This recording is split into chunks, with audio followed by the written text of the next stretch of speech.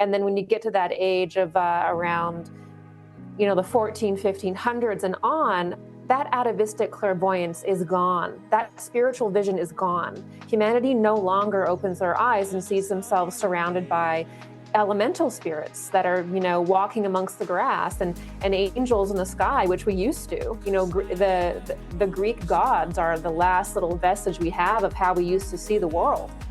The planets were beings. Jupiter was Zeus. Venus was Aphrodite. We have this not childlike view, but spiritual view, human view. And then as we move further and further and further into kind of the mind and into that, we lose that clairvoyance. We develop something else, which is the ability to do calculations, to understand things objectively.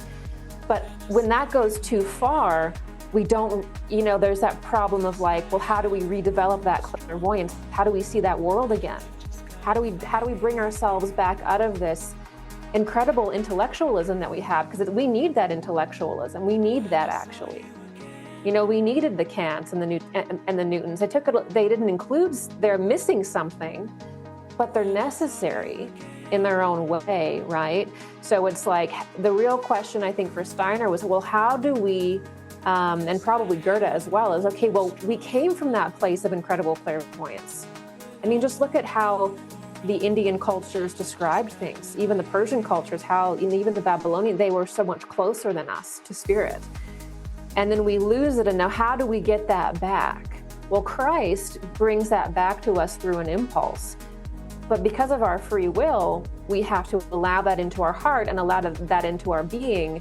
And these faculties that we really already have sort of return to us, but with the power of individuality now. Because before, when we were in that amazing atavistic clairvoyant state of ancient India, we weren't free beings. We weren't individuals really yet.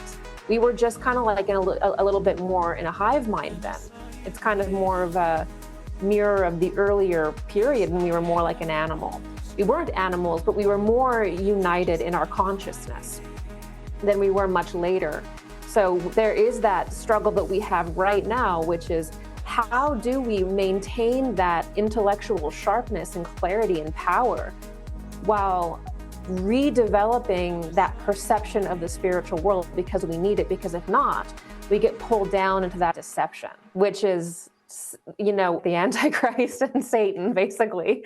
So that's the danger. And so what's happening, there's this motion towards freedom, which is happening here, and individuation is needed for that. You can really look at this. I mean, if you compare Steiner to Jung, in a way, it's kind of like what Steiner is describing is this gigantic fractal version of Carl Jung's individuation process. Like there's this separation which occurs and an individualizing, and you're going through the darkness, and then there's a reintegration which has to happen.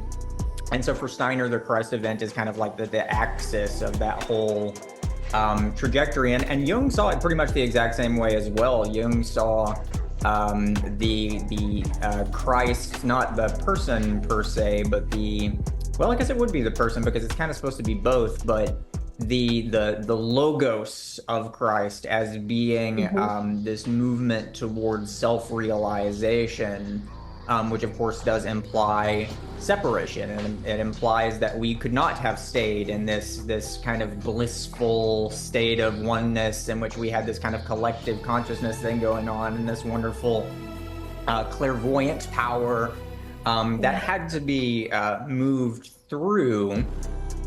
And so this is why I do find myself very, very skeptical of spiritualists in the modern world who really just are kind of like dismissive of the Western tradition and Christianity, and they really just want to sell Taoism and Hinduism or whatever to their audiences.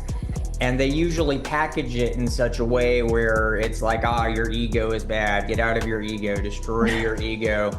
No. Well, first of all, you probably can't. And if you do manage to do that, then that is not good. That is psychosis just waiting to happen, because is a kind of boundary in a way. It's like a cell membrane that keeps certain things out and lets certain things in. The ancient Indians were able to kind of dissolve their egos because it was like there was this larger membrane, which was the collective. And in the modern world, that has shrank down to become the individual. So you break that down, there's nothing left. It's just you and whatever happens to tune into you, and that's not necessarily pretty stuff. So which is another reason why psychedelics are potentially very dangerous if they're not used properly. That's very well said.